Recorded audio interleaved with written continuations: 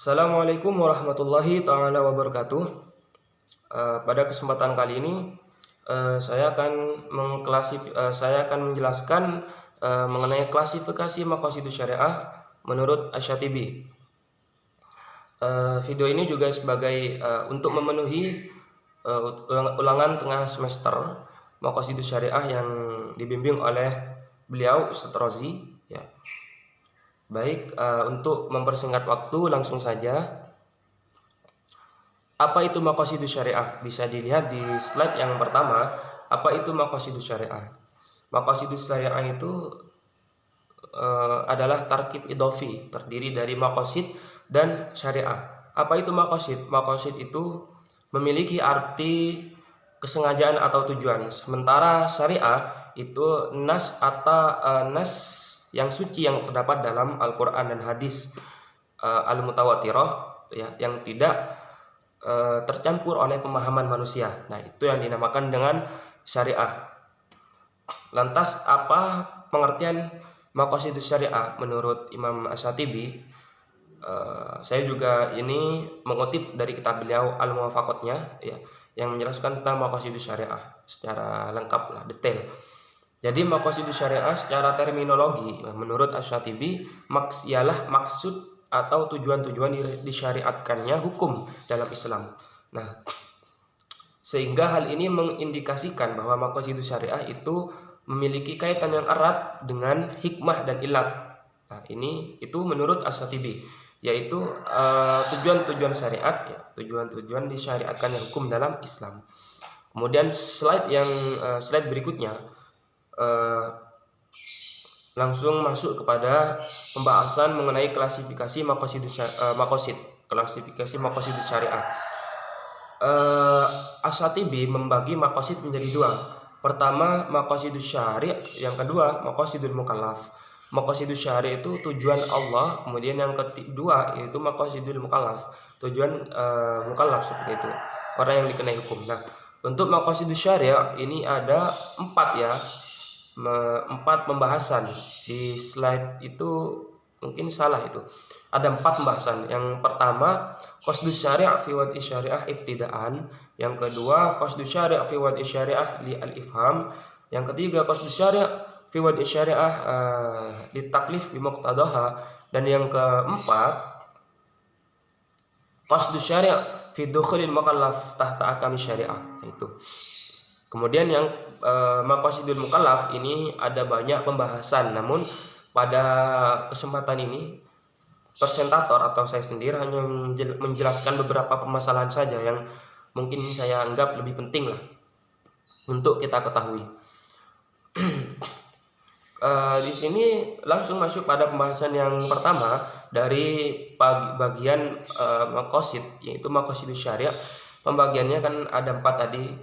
Untuk penjelasan pembagian yang pertama, qasdus syari' fi wad'i syariah ibtidaan, yaitu mengenai apa tujuan Allah menetapkan suatu hukum atau syariat. Nah, di sini beliau menjelaskan bahwa tujuan Allah Subhanahu wa taala menetapkan atau menciptakan syariat itu adalah untuk kemaslahatan hambanya, baik di dunia ataupun di akhirat, seperti itu. Kemudian lebih lanjut Asy-Syatibi mengemukakan bahwa beban-beban hukum sesungguhnya untuk menjaga maqasid hukum dari diri makhluk tersebut. Nah, untuk itu bagian dari yang pertama ini itu memiliki beberapa unsur yang harus dijaga oleh hamba, atau unsur ini untuk menentukan kemaslahatan atau kerusakan, seperti itulah. Apa saja unsur itu? Ada unsur daruri, kemudian ada unsur haji, dan yang ketiga itu ada unsur tahsini. Ya, unsur daruri ini unsur yang sangat urgent, seperti itulah, unsur yang sangat dibutuhkan oleh manusia, dan jika tidak terrealisasikan ya, atau tidak terlaksanakan, maka akan merusak kehidupan baik di dunia ataupun di akhirat. Apa saja unsur daruri ini? Itu diantaranya itu ada hifdzuddin, ya, menjaga agama, kemudian ada hifdun nafas, ada menjaga jiwa, kemudian hifdul mal, menjaga harta, dan hifdul urd, ada hifdun nasl lah, atau hifdun nasl, menjaga keturunan. Nah, ini yang harus dijaga, seperti itu. Kemudian haji ya, ada haji di sini. Ada haji. Haji itu ketika kita laksanakan lebih baik, dan apabila tidak terrealisasikan atau tidak terlaksana kebutuhan ini, maka tidak sampai merusak kemaslahatan yang sangat besar seperti itulah. Misalkan salah satu contohnya begini, membangun gedung sekolah. Kalau membangun gedung sekolah itu merupakan kebutuhan yang haji seperti itulah, tidak daruri lah. Karena kenapa? Karena ilmu itu didapat tidak hanya dalam suatu ruangan saja, ruangan sekolah, tapi juga bisa kita temukan di selain ruangan sekolah lah, seperti itu. Makanya masuk pada kebutuhan sekunder ya, atau haji. Untuk selanjutnya yaitu tahsini. Ya, penjelasan mengenai tahsini ini sebenarnya ya, kesimpulannya itu adalah memperbagus atau makarimul akhlak seperti itu. Memang ketika tidak terlaksana atau tidak terrealisasikan kebutuhan ini, tidak sampai merusak pada kemaslahatan, akan tetapi sebagai seorang hamba yang taat ya, beradab kepada Allah dan hamba-hambanya, maka kita harus berusaha untuk memperbagus akhlak kita. Baik, langsung saja kepada pembahasan berikutnya, yaitu qasdus syari' fi wadi syariah lil al-ifham. Tujuan Allah Subhanahu wa taala menciptakan syariat itu ialah untuk dipahami, seperti itu loh. Allah Subhanahu wa taala berfirman, "Inna anzalnahu Qur'anan Arabiyyan la'allakum ta'qilun." Sesungguhnya kami menurunkan Al-Qur'an berbahasa Arab agar kamu mengerti, seperti itu. Surat Yusuf ayat 2. Nah, selanjutnya Asy-Syatibi menyatakan untuk memahami hukum dan tujuan-tujuannya maka kita harus belajar bahasa Arab, seperti itu. Karena kenapa? Karena Al-Quran diturunkan oleh Allah kepada Nabi Muhammad dengan berbahasa Arab, seperti itu. Oleh karena itu kita harus belajar bahasa Arab. Kemudian yang ke slide berikutnya, qasdus syari' fi wadi syariah ditaklif bi muqtadaha. Tujuan syariat adalah menentukan syariat adalah untuk dilaksanakan sesuai dengan aturan-aturan yang telah ditetapkan. Nah, ini sebenarnya ada banyak permasalahan, cuma permasalahan yang sangat pokok seperti itu ada dua, yaitu taklif yang berada di luar kemampuan manusia, dan yang kedua taklif yang di dalamnya terdapat musyaqqat atau kesulitan. Untuk yang pertama, taklif atau membebankan suatu hukum ya kepada hamba yang berada di luar kemampuan manusia, ini dianggap tidak sah, seperti itu. Contohnya itu begini, wala tamutunna illa wa antum muslimun, dan janganlah kamu mati kecuali dalam keadaan muslim. Nah, ini secara kemampuan manusia ini kan tidak di luar batas kemampuan manusia, walaupun secara akal itu membenarkannya ya. Karena kenapa? Seseorang yang masuk Islam itu kita tidak bisa memaksanya. Karena kenapa? Karena hidayah itu ada di genggaman Allah. Allah Subhanahu wa taala memberikan dia hidayah agar masuk Islam ya sesuai dengan kehendaknya, seperti itulah. Membuat hambanya ingkar, yaitu adalah kehendak Allah Subhanahu wa taala. Sehingga dianggap tidak sah, seperti itu. Kemudian yang kedua, taklif yang di dalamnya terdapat masyaqqat atau kesulitan. Sebenarnya setiap syariat atau setiap ibadah, sholat, misalkan seperti sholat, itu bukan berarti Allah Subhanahu wa taala ingin hambanya itu terbebani atau kesulitan, bukan. Akan tetapi di balik sholat, di balik ibadah, di balik tujuan dilaksanakannya syariat itu terdapat kemaslahatan yang sangat besar agar mengantarkan kita kepada kebahagiaan dunia dan akhirat. Salah satu contohnya itu misalkan jihad itu berperang ya, dulu diperintah oleh Allah kepada Rasulullah dan pengikutnya, yaitu agar kita bisa amal ma'ruf nahi mungkar, seperti itu. Bukan berarti kita menceburkan diri dalam kebinasaan, melainkan sebagai media amar ma'ruf nahi mungkar. Baik, langsung ke slide berikutnya, qasdus syari' fi dukhulil mukallaf tahta ahkamis syariah. Mengapa mukallaf melaksanakan syariah, hukum syariah? Kenapa? Nah, di sini Beliau Asy-Syatibi mengutip pendapatnya Imam Ad-Darras, bisa dicek di kitab Muwafaqatnya ya. Ada dua tujuan. Seseorang dituntut untuk masuk dalam aturan dan mentaatinya dalam artian melakukan apa yang diperintah serta menjauhi apa yang dilarang oleh syariat, bukan mentaati hawa nafsu yang nantinya bermuara pada maksiat. Kemudian tujuan yang kedua yaitu untuk melaksanakan peraturan yang dapat mengantarkan seorang hamba atau manusia kepada kebahagiaan dunia dan kebahagiaan akhirat. Nah, tentunya ini untuk yang melaksanakannya. Yang tidak melaksanakannya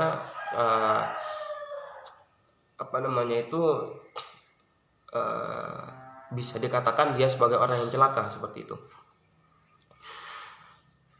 Jadi itu ya tujuan kenapa mukallaf dituntut untuk melaksanakan hukum syariat. Pertama, untuk masuk di dalamnya dan melaksanakan aturan dan menjauhi larangan, serta untuk meminimalisir atau ini sebagai pengingat bagi kita agar tidak mengikuti hawa nafsu yang nantinya mengantarkan kita kepada maksiat. Yang kedua itu untuk kebahagiaan dunia dan akhirat.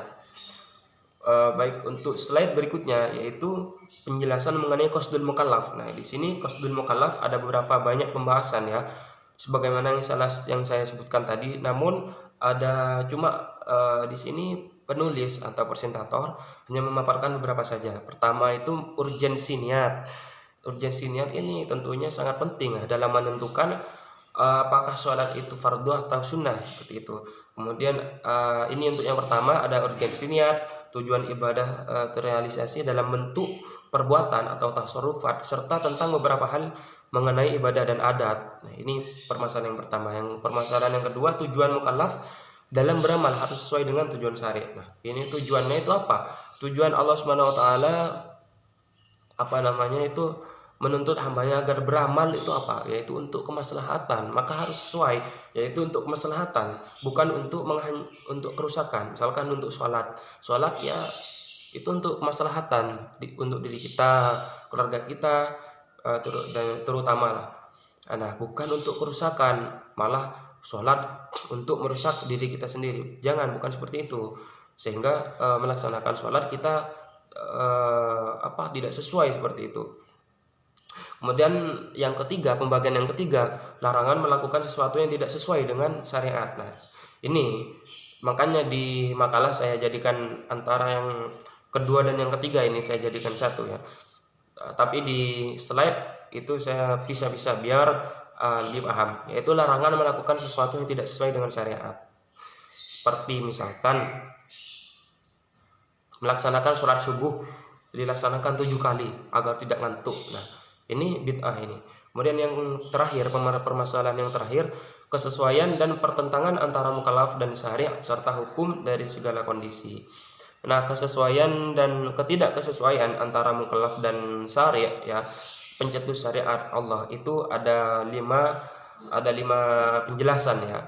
Pertama, mukallaf sesuai dengan syari' baik dari segi tujuan ataupun perbuatannya, maka ini dianggap sah, 100% sah. Yang kedua, antara mukallaf dan syari' itu bertentangan dalam hal tujuan dan juga perbuatannya. Kedua-duanya bertentangan, tujuan dan perbuatan, maka ini dianggap batil atau tidak sah 100% ya.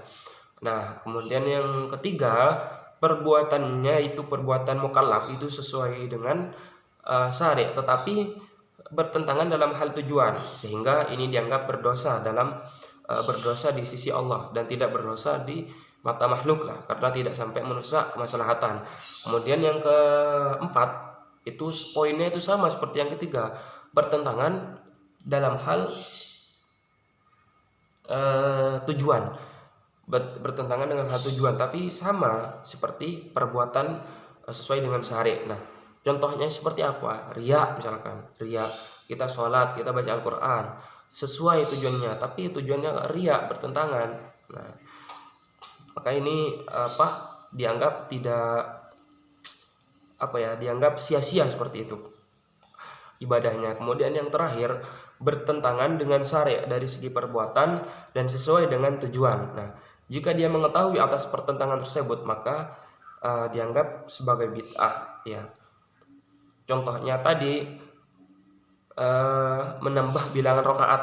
sholat subuh menjadi 7 rakaat agar tidak ngantuk. Nah, ini bertentangan dalam hal perbuatan tapi sesuai dalam hal tujuan. Itu maksudnya ya. Baik, penjelasan ini mengantarkan kita ya untuk selesai atau finish pada penjelasan mengenai klasifikasi maqasidus syariah. Baik, apabila ada kesalahan baik dari segi ucapan ataupun selainnya, saya mohon maaf sebesar-besarnya. Wabillahi taufiq wal hidayah wa ridha wal inayah. Assalamualaikum warahmatullahi wabarakatuh.